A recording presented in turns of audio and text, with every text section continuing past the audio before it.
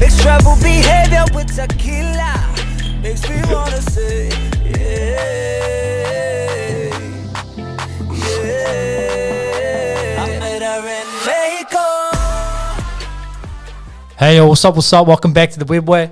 Firstly, it's good to have someone in person, finally. Bloody level 2 allowed us to do this, which is awesome, to connect one of the brothers. But yeah, so for people that don't know who you are, bro, do you want to explain who you are and what you do? Sure thing, also. My name is JMills. Wellington born and bred. Proud Wellingtonian, Welly deep. Played a lot of basketball in my youth. Stopped a couple of years back. And myself and my family are heavily involved in the hospitality industry here in Wellington. Yeah, that's about it. It's general manager at the moment of the Wellington Saints, a club that I'm very proud of as well. Let's go. Runs in my blood. Fucking A. You're a very, very busy boy, to say the least, bro. Obviously, hospitality side of things, Saints, and everything else you do. Obviously, the time we're in right now, COVID-19, it's, fucking quite a lot of people up and businesses. And, you being in hospitality, it must not be easy, but how's it been going and how's it affected your business? Yeah, it's been extremely difficult. There's no two ways about it. It's, it's pretty much stopped hospitality trade, and 100% of it. Yeah. So for that 7-week period, we couldn't operate any venues with no government help, which was pretty disappointing. We still had bills to be paid and rents. We're subject to landlords helping us or saying, look, we can look after you with some discounted rents for periods. But yeah, it's been difficult. We're lucky that we've got a couple of places open at the moment too, and we've got 2 more opening tomorrow. Yeah. Or today, or whenever you release this on Thursday. Yeah. Which is exciting, but we don't know what sort of support we're going to get from people coming out. It feels like the Wellington public are still a little bit apprehensive and getting out and about. But regardless, we're going to put our best foot forward and try and put something on for, especially at Siglo. We feel like young people have kind of got the short straw throughout this whole COVID process of going to level 2. There's been no nightlife, no partying, no drinking really. Yeah. Like restaurants can open now, but you have to have a meal when you drink. Yeah. So that changes tomorrow, which is exciting. True. Yeah. Which that's cool. huge. Yeah, and you don't have to be, because now you have to spend 2 hours there and that's it. You got to leave. Where from tomorrow onwards you're all good, so you can drink as you please, but it has to be table service. Can't go to the bar and order a drink. Have to be seated, no dancing. So it's still pretty restricted, but yeah, we'll just have to do our best within those rules, really. Yeah. So if you're bloody listening and you're in Wellington, get down and support your bloody local Siglo. Oh, please. Because I know half you people fucking go down there anyway. Please. So support your local. So yeah, obviously hard times. The government is helping. Some businesses, I know quite a lot of small businesses, they're helping out. Have they helped you out at all? Man, honestly, I don't think the government's helping small businesses at all. That's just my personal opinion. I'll say it how it is. Yeah. Yes, they're helping our employees with the government subsidy, which we've got, which is cool. But, as I said earlier, with our bills and our rents, they haven't done anything like that. Other countries that have been affected worse, obviously, like Italy, have paused rents. We didn't expect that, but we just expected a little bit more support to help us get through. And it's been tough. A few places, high level, high profile places have closed in Wellington. Yeah, and I don't think that'll be the end of that. I think there'll be more to come. So that's just the reality of what we're living in. But it's sad. Yeah, it is fucking sad. I've seen a few places go down, and yeah, kudos to you for keeping on your 9 places. Yeah, for now. Look, Yeah. we're not ruling anything out. Yeah. But we'll do our best to keep all of them trading. Yeah. Hopefully we can get down to level 1 shortly so we can get a couple of the nightclubs open. Yeah. But we're in a waiting game really, waiting on when Jacinda can give us some good news. Yeah. Fucking A. Yeah, because I guess I was going to ask, what's going to be the go when you go to level 1, but you wouldn't know, would you? Because level 1 hasn't even been announced or anything. Correct. Yeah, we find out, like, it's not like we get any early notice from what's happening, bro. We're every day we watch the 1 o'clock announcements to see if there's anything that can help us. But apparently the 29th they're doing something. Yeah. But I don't know. We just wait and see and hope that we can get looked after. Yeah. Please. Fucking A. So you said two of your places, Siglo, and what's the other one that's going to be open tomorrow? Hummingbird. Sweet. So they're right next to each other on Courtenay Place, aren't they? Pretty much, yep. Yeah. 2 doors away. Don't worry about the ones in the middle. Just forget Don't worry about that. The Hummingbird's been good. We've got a new chef in there, a new menu. So it's going to be exciting. I haven't spent a lot of time in there because I've been getting Siglo prepared and my old man's been getting Hummingbird prepared. Yeah. But yeah, we'll be ready to go tomorrow. So we'll have 4 of our 9 operations open tomorrow. So it's a step in the right direction. Yeah. Sure. Bro. Well, fuck, I'll be down there, bruv. So whoever's keen to come down and have a drink, let's go. Yo. So I want to turn the time all the way back because I know you and your family massive into hospitality. Where did it all start, bro? Yeah, it's pretty cool. Like I think about it now, and it's a pretty cool story. It started obviously with my old man, The goat. he thinks so. The Don. The late 70s. True. He started as a 16-year-old, dropped out of school and got a job at a hotel here in Wellington. Kind of worked his way up the ranks. Was I think he was a hotel manager. Ended up running a bar for someone else, a dude that wasn't around. I think he lived in Auckland or something. And then he was sick of it. And my dad was 18 or 19, and he said, "Look, you going to buy this off me?" He's like, "Man, I can't afford it." And ended up whirling a deal together and bought his first bar at that age. Shit. Did pretty well. Ended up his claim to fame, I guess, at that era was a place called Exchequer, which was the early 80s, and he was one of 2 late night operations in Wellington. So everywhere was like a bar where you'd close at like 10 or 11 o'clock. Yeah. And he at that time had Exchequer, which had a 3 a.m. license, I think, and there was only a couple of places in town that had it. And I think he was the first that had it. Bro, where was that, by the way? Was it Plymouth down Steps. I was going to say, was it down buzzy, those ways? It's a buzzy location when we think now like Courtenay Place or Yeah. whatever. So he had that. It was really, really successful in that period when he was really young. And it's kind of filtered through, he's a hospo guy. So he's been in hospitality since he was 16 years old. Shit. I've been in it since I was a kid. I've worked in, we had Chicago Sports Cafe, which we had for 15 years, I think. And I worked in there when I was 12, 13, whatever it may be. Yeah. We used to have the contract at the Basin Reserve back in the days where they had test matches and one dayers and all that for New Zealand and Firebirds and that. So we had the contract for the bars there. And I'll never forget, I'd be like 12 or 13 years old. And I'd restock all the fridges. Yeah. And, dudes would be drunk walking past saying, "Man, what the fuck is this little kid working in here? This is slave labor." And honestly, at that time, I didn't care. We were right next to the Baxter's food man. I'm like, "Yo, give me some of that, Dad, as long as I can get a hot dog, I'm good." Didn't pay me nothing. It was either a hot dog or a pair of shoes or something that I could get looked after with. But I think that's how I put on a little bit of weight when I was younger. Fuck, so you've been in it fucking for the longest time, and obviously then your whole whānau just sort of got into it because I know your brother Nick, he's in it. Your mum Gina obviously heavily involved, so it's just almost like a family affair, eh? Oh, it really is. Yep. My mum's pretty much the matriarch, man. She runs our biggest operation, which is Spruce Goose. And there's no two ways about it. She works the most hours. She puts a lot of work in. Yeah. Bless her. She's a tough woman. Yeah. Speaking of fam, what's it like working with your family every day, bro?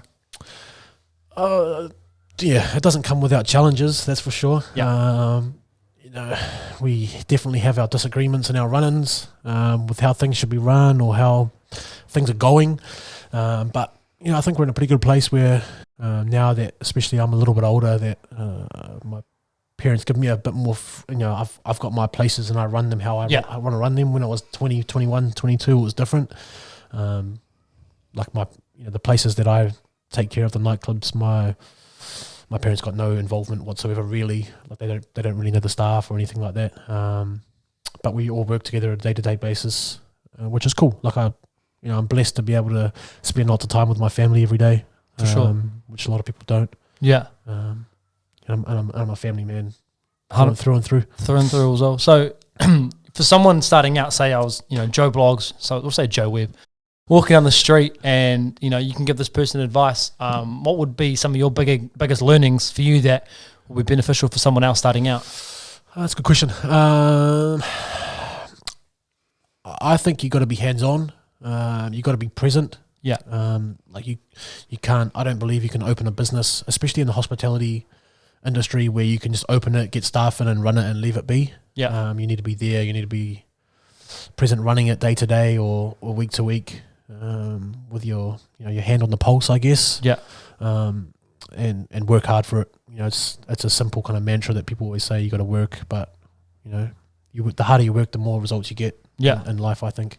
Yeah, and because you guys have 9 bars and cafes all across Wellington, have you ever thought about branching out a little bit, north or south or anywhere else? We actually came close. That would have been probably 4 or 5 years ago. My old man and I, we found a place in Auckland that we really liked. And our whole kind of philosophy is that someone's got to be living in Auckland or wherever we have a place, they got to be living. What you just said, basically. Yeah, and that's due to not failed projects, but projects like before me. Excuse me, Corona. My old man had nightclubs in Nelson, Palmerston North, and different places. Yeah. Exchequer, or the Exchequer brand, and he found it difficult travelling the whole time. Yeah. Having places in Wellington and didn't like the way it worked. So we were saying that if we had places anywhere else, someone would have to live there, and that at that time was going to be me. Yeah. But I just wasn't ready to. I'm a Wellington boy, so I wasn't really ready to move to Auckland at that time. And at that time, all my boys like Brooke and Tip and all that were still here. Yeah. Maybe if it was different, where they were living there and I'd have a good support network up there of mates, then it would have been different. Oh, for sure, bro. And you can't beat Wellington on a good day. Let's be honest, John. I tell everybody that wants to listen, like when the Saints boys come from Auckland, like Ruben, Tirangi and Shay and them, man, I say that to them all the time if there's a nice day. Because they never lost unbeaten. Correct. Well, you mentioned the Exchequer spot being down Plymouth Steps, and I've never understood, like obviously Courtenay Place goes off, it's known as the Wellington sort of nightclub scene. Do you think Lambton Quay would be, because there's nothing down there now, that'd be a pretty good spot to, I don't know if it would be a good spot to open a bar now because no one's down there, but why is there nothing down there, bro? Well, there's nothing late down there. They do extremely well, those places, on like a Friday night, like Green Man, Featherston, D4. Because it's more CBD-ish with business. Like you go down there on a Saturday afternoon, apart from shoppers, there's not much going on with the hospitality side of things.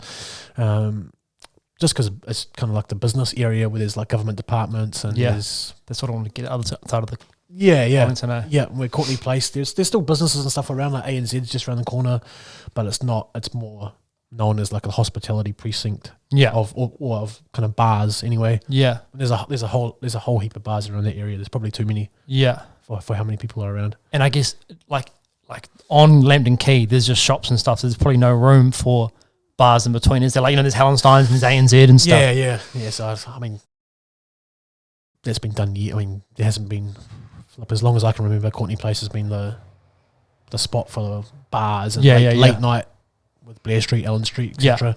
Cuba as well. True. But not so much Lambton. Yeah. So you've obviously hospitality's a massive part of your life, but also you're the GM of the Wellington Saints basketball team. And NBL tips off on the 23rd of June with 7 teams, bro. But the Saints isn't part of them. Why is that, bro? Like, honestly, bro, this has been, for my involvement in basketball, this has been the most stressful, unrewarding, disappointing period that I can ever remember, for a various amount of reasons. Obviously, like my background is I played. Our club's culture, our club's feelings is that we always put the players first. Correct. And you do. I can vouch for that, by the way. We try to look after our players well on and off the floor. So player welfare is like the biggest thing for me. With this proposed competition that they're looking at running, I felt that that's not taken into account.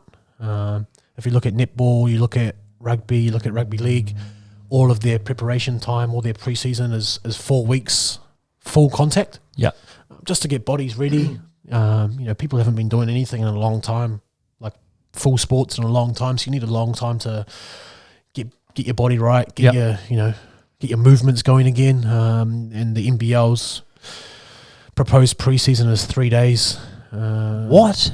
so that's just, I mean, from my perspective, for a lot of basketball experts' perspectives, that's just not enough, and it's too high a risk for our guys to get hurt. Bro, 3 days.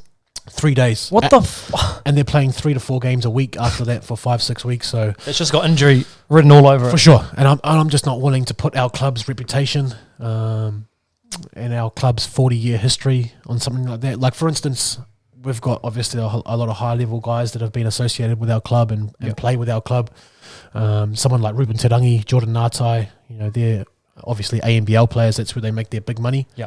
And it would break my heart, man, if they played for us in this competition, got injured, and were unavailable, did the ACL or whatever it may be, and were out of basketball for a long time, just because we got forced to play in this competition. Yeah. And I mean, it shows that us, Southland Sharks and Hawke's Bay Hawks, the 3 best teams in the league, including us and Southland, who's won the last 8 titles, we're not going to participate for those reasons exactly. Yeah.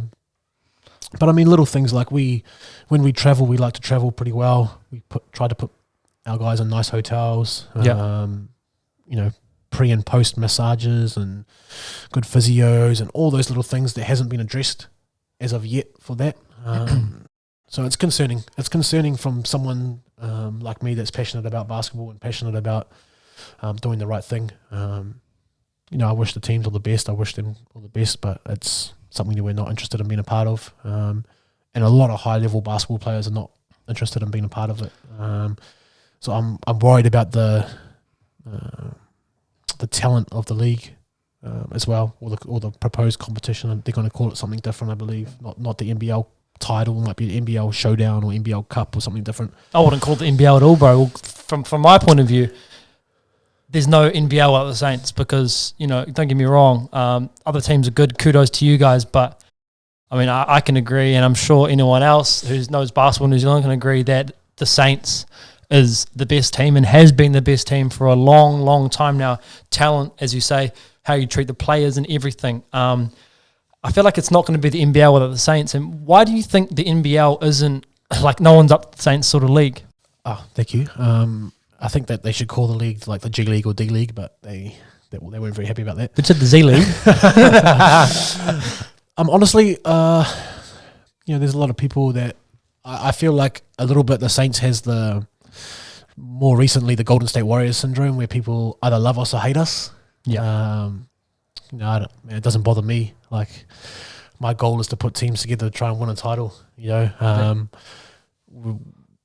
Why we have the better players and why we have the better team, people will say it's money. But for instance, last year we went 20-0, and sorry, everyone, 20-0. So just sorry to jump in. You're good. 20-0. Can you name another professional team that has gone undefeated? What you went undefeated 2 years ago as well, right? Correct. Yep. Can you name another professional team that's gone undefeated probably twice in the last 3 years? No, not at all. Exactly. Especially not on this side of the world. Anyway, there might be in some sports in Europe or Asia or Americas, but not that I know of. Yeah. But we had the 3rd highest salary as a team. So there was 2 teams that had spent more than us on their teams, and we went 20-0. So that's like, people say, they've got the most money. They get these star guys, Ruben Terangis and Shea Illies and Jordan Ngatais, etc. But I think it's the culture we've built, and a big thing is coaching as well. Last year we had Paul Henare, who was absolutely outstanding. Yep. And players want to play for good coaching and get better. That's what I think. Like, obviously Ruben came up for his first season with us last year, and I'm friends with him. We have a good relationship, but that was just part of the selling point of Paulie being here. Yeah. Living in Wellington's pretty cool as well. Like, yeah, better than most cities around the country. Yeah. But looking after players off the court, like, I'm really passionate about making sure that all the little things are done for them, which I don't think the other clubs put as much emphasis into that in New Zealand anyway. Yeah. Spending time and seeing how they do it around the world, that's kind of been my goal, is to look after them off the floor. Doing things like last year, looking after Shea and his family. he had a young baby, making sure Morgan, his wife, was happy and his daughter Maya was happy. Shay goes home to a happy wife. He's going to play better. He's going to perform better. He's going to feel better about himself. You know what they say, happy wife. Correct. Happy life, John. We know about that, don't we? Nah, correct. So that's little things like that. And like nice accommodation. They're 5 guys get brand new Hiluxes every year for the season. So they get good vehicles, good accommodation. Yeah. All the little things that you don't have to worry about. You just come and you just worry about hooping and that's it. And it's all sorted. Correct. Oh, that's mint, bro. Going back to the competition, I don't know if you've seen, but they've put a new rule in. So instead of having overtime in this, I want to say NBL, but it's not the NBL. We'll call it the Z League. Instead of being overtime, it's first to 7 points. So, if you tie at the end of the game, instead of going to overtime, supposedly it's first to 7 points. What are your thoughts on that? Look, there was a few rules that at the start that they tried to put in. I'm a basketball purist, so I don't like any of that sort of stuff. Not for a professional league anyway. If you're doing if you see, the TBT in America, they run, it's a specialized tournament for $1 million. That's cool. You can, it's a specialized tournament that goes for a couple of weeks or a month. Do whatever you want. Do whatever you want. But we're a FIBA sanctioned national World Division 1 league. It's not a kids league, is it? Correct. So that annoys me. They talked about, this is another thing that bothered me a lot, is they talked about doing stuff like running subs. What? So you just go on, you go to the score bench and you just run on and be like, hey, I'm going to sub you out, let's go.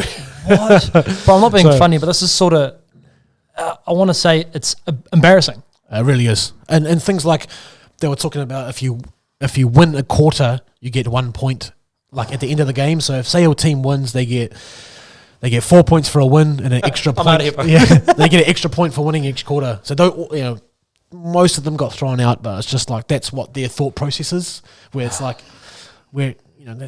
it's like the Super Rugby doing something crazy, like you can do running subs or flip, drop goals with 5 or come on. Yeah. No, people want to watch pure basketball, pure rugby, pure netball, pure sports. Yeah, for sure. If they do want to watch the other stuff, you do it as a specialised something else, not an NBL, not a national league. You go into ASB in Bland City. Correct. Yeah. We do some trick shots on a Tuesday. Let's go. Coming soon. So, obviously you sort of mentioned it before that you used to be a player. An average one. No, you used to play, bro. You used to be really good. So going from a player to now sort of into that GM role, how's that transition been? Playing with, because obviously your mates were quite a few players on the team.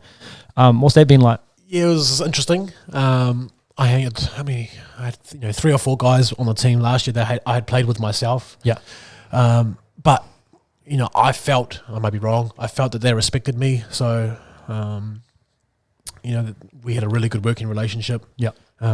Similar to hospitality, I was super hands-on with the Saints. I went to nearly every training just to be there. I wouldn't, I let the coaches be the coaches and I let the manager look after everything and physio, etc. But just to know what's going on. And I went on every road trip just to, see how the boys are reacting, make sure the food's good, just little things, make sure everything was sorted for them. Yeah. No mucking around. Yeah.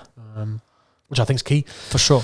But yeah, it was difficult. In some ways, after a game when you play, you want to get on it with the boys. Correct. Not saying I didn't go having, I still go have some beers with them and stuff, but there's just a line that you can't cross too far. Yeah.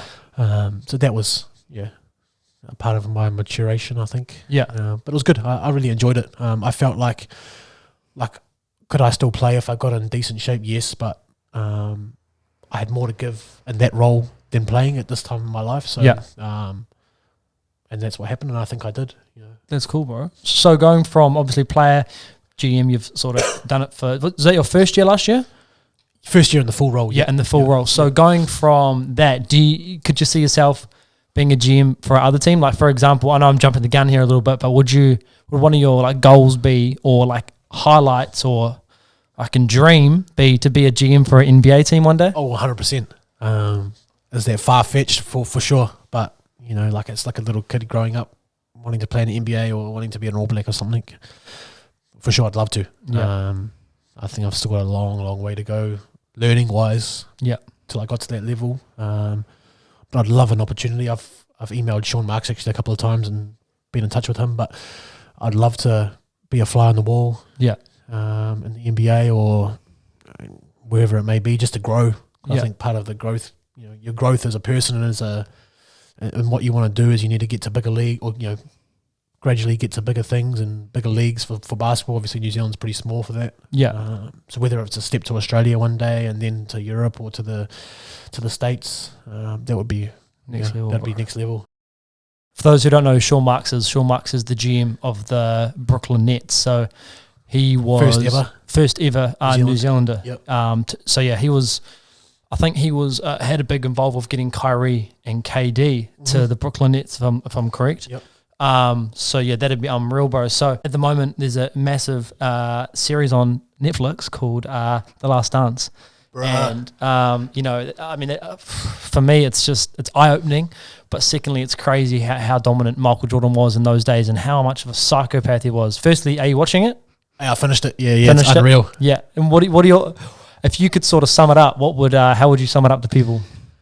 Quite simply that MJ's the GOAT. Correct. Flip, man, his desire and will to win is unbelievable, second to none. And like I love LeBron. I think LeBron is special, but he doesn't have that cunt in him or that dickhead in him like Michael did. Yeah.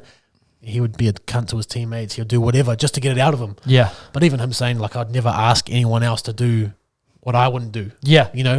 Yeah. Nothing wrong with that. Exactly. But side note, Dennis Rodman. Bro, I was about to say, G. What a legend. Not to go to Vegas. Oh, my God. I love it. I was talking to some of the boys about it. I was like, flip. They're like, oh, Dennis. Wouldn't you like to be hanging out with him one weekend in Vegas or wherever? The bro left the NBA Finals, missed the training, so he wanted to be in the NWO and WWF. How good is that? Imagine that happening. He's with Hulk Hogan. But I feel like if there was someone that did that nowadays, it'd probably be like when J.R. Smith was playing for Cleveland, bro. He'd go up and do some shit like that. He doesn't have the coolness of Dennis Rodman. Yeah. Dennis Rodman's wild, but he's cool. Yeah, fucking A, bro. And a hooper. He is a hooper. People forget how fucking key he was in that team, bro. There's a story that I watched a while back about him. The Chicago Bulls were warming up, and they were all warming up, doing their layups, doing their jump shots and stuff. And apparently Dennis was to the side by the bench, and he was just staring at the hoop. And he was just all he was doing was staring at the hoop. And one of the boys was like, "Dennis, yo, are you good?" And he's like, "I'm just watching how the ball's hitting the rim, so I know where the rebounds are going to go." Oh, so shit. He knew he wasn't going to shoot too many shots, so he just sat there watching, okay, Michael's shooting it like that, Steve Kerr's shooting it like that. He just studied the art of rebounding. And bro, some of his stat lines were crazy, 0 points, 20 rebounds, 2 blocks. 28 rebounds or something like that. He's crazy, man. He's one of a kind for sure. Oh, my God. Going back to the Saints real quick, bro. Last question about the Saints. And I mentioned before about how the Saints is in a league of their own when it comes to NBL, being undefeated 2 times in the last 2 or 3 years. Do you think the Saints would be good enough to go into the ANBL? I know, I think they are, but do you think they would be? I mean, yeah, we'd have to grow a little bit in terms of, the ANBL is a bigger operation than New Zealand NBL, so we'd need a couple of more staff than what we've got. Do I think we have the capability, brain-wise and basketball-wise to take the next step? For sure. There's no doubt. Is there enough talent in our country to produce another team? Again, 100%. Yeah. There's lots of young talent coming through. There's lots of guys finishing school in the States. Isaiah Liafa, those sort of kids that are really talented. Yeah. And sky's the limit for some of these guys. And there's so limited spots they can get. Yeah. So I think gradually the growth of New Zealand basketball, with how big it is in high schools and how big it is in the youth, that we need another pathway. Yeah. For kids to be professional. Yeah. And saying that Larry Kesselman, who's the owner of the ANBL, who's a billionaire, a very rich man,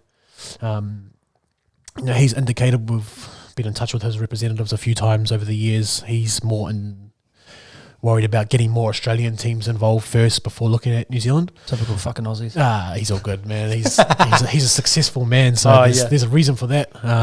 So they've obviously got the Phoenix from the second Melbourne team, which came in last year. Yeah. Tasmanian team joins next year. Yeah. And I think they're trying to add they're probably looking at Canberra or Gold Coast or those sort of places. Yeah. Before they'd look at another New Zealand club, and that's that's rightfully so. Yeah. So yeah. Yeah, well, because I'm just thinking, like, obviously, as I say, Saints are just out. It's almost like they're too good for the NBL, but there's no pathway to go anywhere else, you know? So I guess all you guys can do is just play and keep carving and just wait for that ticket to come over. I was in really in-depth talks with the ASEAN League, the ABL, which is probably the second biggest league in Asia outside the CBA. Yeah. Which is a league comprised of 10 teams from 9 different countries all over Asia. Cool. Singapore, Thailand, Malaysia, etc., Japan, all those sort of countries. Yeah. Philippines. So I talked to their CEO went to Melbourne to meet him when he was in Australia, over a long period of time. And, there was a lot of interest there from both ends. Yeah. But we came across a couple of roadblocks. BBNZ weren't 100% for it. They wanted a bit more involvement than what we were willing to give. Yeah. And then obviously COVID's hit, so with a league like that travelling so many different countries, I don't know when they'll start again. Yeah. If it's going to sit out 6 months or something. But that was an exciting process for us to look through that. Expensive though. We'd have to find some serious sponsors for that amount of travel. But if we can't take that next step, if we still want to try and progress, then maybe that might be the option that we'll take. Yeah. Well, it's good to see there's other opportunities rather than the AMBL. But it's just blows my mind how good the Saints are. Because I was obviously in the team for a few years, and just seeing like the culture and seeing someone train with the Palmy Jets for a little bit, and just seeing like it's just like a different level. Do you know what I mean? It's just like, and I feel like there should be a natural progression somewhere else. But as you say, you're doing all you can, and hopefully an opportunity arises, bro. Because it'd be mint to see you guys play somewhere else. Yeah, for sure. So I got some Q&As, brother, on Instagram. A few of them were ignores because I'm not going to say any names. Brooke Rusco, obviously did a few Jack. He's got big time since he's on my FM now. I know, bro. It just gives me the scene nowadays. Doesn't return my calls. Fuck, we get it. So the first question is from @Ants the DJ. Out of all the bars you own, do you know this guy? Yes. Yes, Ants, legend, brother. Out of all the bars you own, which one is your favourite? Oh, that's a good question. And it's an easy answer for me because it's kind of been my baby for a long time. It's Boston. Let's go. So it's like obviously it's a hip hop club. It's it's our kind of brown club, I guess. It's Polynesian Māori. Like we have a market for it, but we've had that since 2011. And it was kind of like the first nightclub I started running myself. Oh, cool. And we didn't have any other nightclubs at that period apart from that. And then we got Edison's and Siglo later down the track. But it's got a close place to my heart. And I love hip hop music. So it's good. I love Betty's. I love Siglo for all their different reasons. There's nothing like a party in the Betty's dungeon. Correct. Ask Lima Sopwanga, he likes it down there. He does. Yeah. So, but every place has its pros and cons, but Boston's got a special place in my heart. Mean. Speaking of Lima Sopwanga, his brother asked us a question. Oh, which one? Tupo. Good guy. Sopwanga. Who's the best high school baller you've seen play over the last 20 years? Easy question. Corey Webster. Fuck, that was quick. Man, honestly, this guy, my brother, he's like 7 or 8 years older than me. He would say someone like Lindsay Tate, because Lindsay Tate was a killer in his time. But for me, like when I was playing in high school, Corey was a year above me.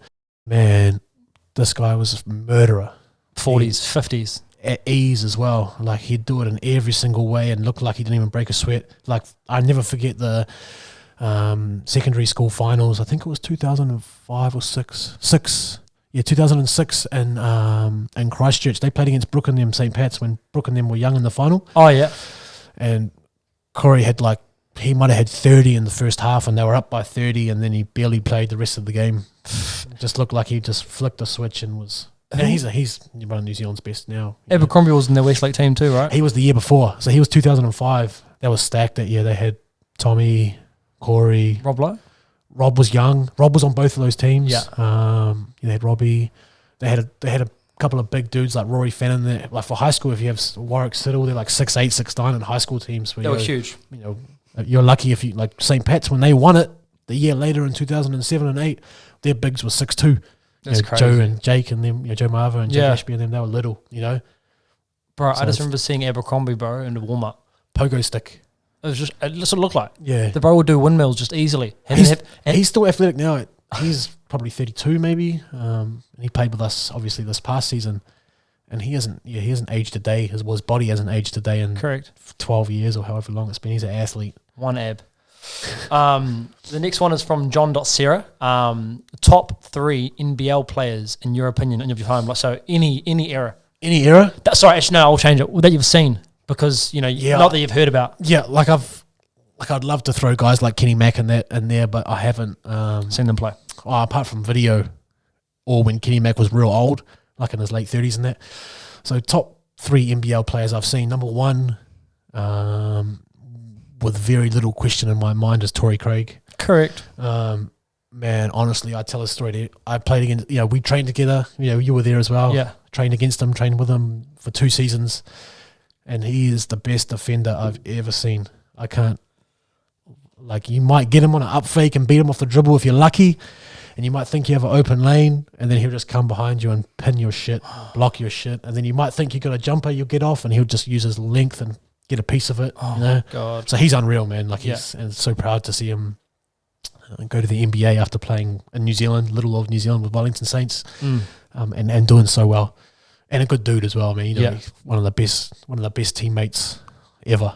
I just remember coming off, if we'd have a play and he'd be on the other team at training, and I'd come off a screen and he'd switch on to me, and I'm just instantly giving it up. Yeah, there's no point. There's no point. There's no point. There's actually no point. Like, you're giving the biggest hezzy and just be like, oh, won't even move, eh?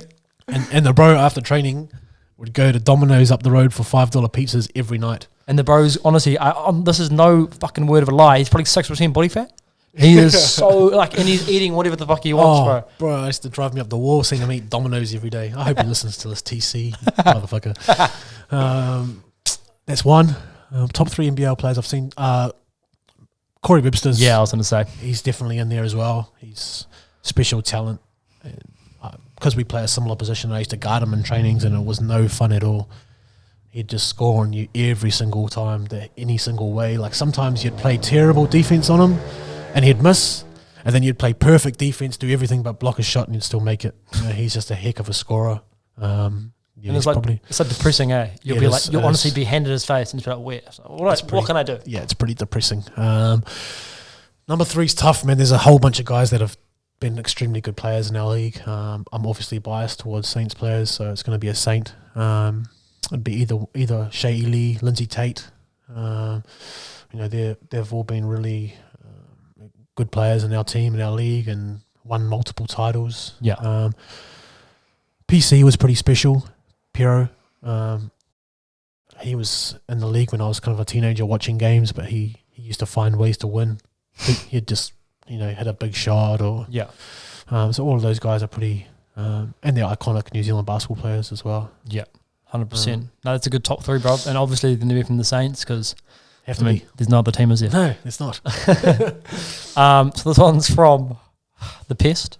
The Pest, what a name. Brock Roscoe. Oh, shit. I thought it was at The Pest. Life on the line. What? Life on the line. Life on the line. Here we go. You can only hang out with one of your friends for the rest of your life. Who are you saving? Oh, flip, not him. Flip. Man, I don't know. Does it have to be? Does he say one of my boys? Does it have to be one of my boys? One of the boys. One of the boys. Look, I'm going to say Tiffany Friday. Oh. A couple of reasons. He's a man of few words. He's not going to, he's not a talkative guy. He's pretty chill. Keeps himself. And my Fortnite game's weak, so his Fortnite game is special. Is it? So I think I could learn a few things, man. I've tried to watch him a few times on his Twitch, and that he's unreal. Is he? Unreal, bro. Straight up. My building and that slow. I've been trying to play through lockdown, trying to get a bit better at Fortnite. I barely played before then, man. I'm still no good. I played with him one time, and honestly, I felt like a little kid. He's like, just follow me. And I'd get shot, and he'd come revive me. Did it 3 times. I'm sure he got sick of it. Doesn't want to play with me anymore. But yeah, let's go probably to my brother Tip. Sweet. Bad luck, Brock, by the way. Far man. He'd be about my 7th choice probably. Yeah, top 10. Yeah, surely. For sure. This one's from @Cole Edwards. Favorite NBA player and why? I've actually got his shirt on today, bro. What is it? Nah. My guy, bro. Let's go. Fucking A. My brother, Kevin Garnett. I love KG. I've loved KG since I was a kid. Been fortunate to see him a couple times. True. See him play, yep. Which was awesome. Why? I just love the way what sort of intensity he plays with. Man, he's crazy. You hear stories about him. He doesn't sleep, and he just replies, "Oh, you sleep when you're fucking dead." You know, Yeah. But I just loved his intensity on the court. He didn't take no prisoners. Didn't have no friends on the court either. You know, like nowadays, it's like this my boy after the games and stuff. Yeah. KG wasn't about that. Yeah. There was a story I saw on social media not too long ago about Joakim Noah. So he came into the league with the Bulls with Derrick Rose and them. Yeah. And his favourite player growing up was KG. And apparently first time they played against each other and they were at the free throw line and Joakim Noah tried to say what's up to KG. And KG replied something like, "Who the fuck you think you're talking to, little bitch? Don't fucking talk to me," like something like that, bro. I love that shit. You know, that gets me going. Like, you know, That doesn't happen nowadays. nah, it doesn't. You know, there's a couple that kind of Pat Beverly a little bit, but nah, KG's my guy for life. Yeah. Mean, bro. All right. So that's the end of the Q&As. But what I ask every guest, is this one question because I'm a bit of a foodie. I like my Digginis, as I say on Sunday. Get a Mac or whatever. I've been listening to a couple of pods and I haven't thought about this question, so I've thought about it now. So 3-course meal. But firstly, you can have it with any celebrity guest. So who you're going to have the meal with, and you got to come up with a starter, a main, and a dessert. Firstly, who's the celebrity guest? Well, right now, like any other day, any other time in my life, I would have said KG. Yeah. But right now, I'm going to say Dennis Rodman. Oh my God, yes. Just because he's so wild, man, you just don't know where this night's going to go. Yeah, I was going to say, we'll include a night out. I'm about it for a one night. You know, I'll get my permission slip signed. Correct. I hope Vicky signs it for me, and then, and then I'll be on. I'll be on with Dennis Rodman, man. That'd be crazy. In the Betty's dungeon. Oh yeah. Flip, that'll be unreal. I'll even dye my hair for him. I'll do whatever. So Dennis the Menace would be the worm. He'd be my guy right now. Flip, entree. I'm a pretty simple eater, even though we've got restaurants and I'm a pretty simple eater. I would get and I like my Italian cuisine. Yeah. I'd get probably some bruschetta. Oh, that's nice. Yeah, but it's simple, you know. Bit of bruschetta. You know, bread, tomatoes, mozzarella, you know, bit of olive oil. Ooh. That would be me for my starter. Yeah. Oh, main. Oh, sheesh. I'd get something Italian too, man. I'd get like a carbonara or a lasagna. I was talking to who you had on the pod a couple of times ago, Isaac Fotu, who played in Italy last season. He's like, man, they were saying there's nothing like Italian food in Italy. Yeah. He's like, you just can't explain it. I was like, I want some. Yeah, I mean, me and my partner Ada would have been to Italy, and it's unreal, bro. Like, and it's cheap as fuck, bro. We'd get like a main each and get a bottle of wine, and it'd be like €30. So it's like 50 New Zealand dollars for a big bottle of wine. It's actually not. It's a vase, so it's 1.8 liters. So it's bigger. Oh. It's nearly double. So you're feeling good afterwards. Yeah, you're feeling great. So that would be my main. Dessert. I'm a big sweets guy, Big sweets guy, as you can see. I like all types of desserts, sweet and savoury. What would I go with though? After that, I'd probably be pretty full. So I'd either go with, I'm going to say pavlova, but no, I'd probably go simple and go for like an affogato or maybe a pavlova. Yeah, branch out, or creme brulee. Oh, yeah, that's me. Vanilla creme brulee. That's me. Main. So, John, great 3-course meal. We're going to finish with your 10-year plan. So, where do you see... behind you on this beer, mate. Where do you hope to see yourself in 10 years from now? Yeah, I thought about this. Like, I'm not really the sort of person I am, which is probably not the greatest thing in the world, but I don't try to look too far in the future. Someone wise one day said, you got to live in your own shoes, which I always try and live like you live in the present. Yeah. But in saying that, in 10 years, I'd like my main thing is my family, extended family, partner, all to be healthy, and still ticking along. My parents are a little bit older in their 60s, so I'd like them still to be active. Your dad can still bench press 100 kgs, I can hear. I don't believe it. He's a strong man. Maybe, I don't know. But yeah, that's probably the main thing. For me personally, I'd like to have a family. But work-wise, obviously the dream would be something like the NBA. But if not, man, I'm content. Try and grow the Saints brand and grow our hospitality arm to what we do and get them maybe more profitable and make a little bit more money. That would be great. And hopefully be in a position where we can still be operating and my parents can take the foot off a little bit. Because they still work crazy hours. So that would be the dream. But, who knows what, especially with this COVID thing going on, you just don't know what tomorrow will bring. You don't know what next week will bring. So 100. I'd like saying you live in your shoes, live in your moment. Yeah. No, I mean, bro. Well, I know you got to open up Siglon and stuff tomorrow, so let's go. I'll leave you to it. So, obviously, thank you for coming on for the second time. We did the podcast before, and it was about the Saints and stuff and the season, but it's not really relevant now, so we thought we'd change it up. And disappointing too. We had a good team. Yeah, I mean, you're probably going to go undefeated again. Probably, you definitely would. TAB's paying 1-1, I think. But yeah, appreciate you coming on, brother. Thanks, and I'll see you tomorrow at Siglo. Let's go. Let's go. Shuttles.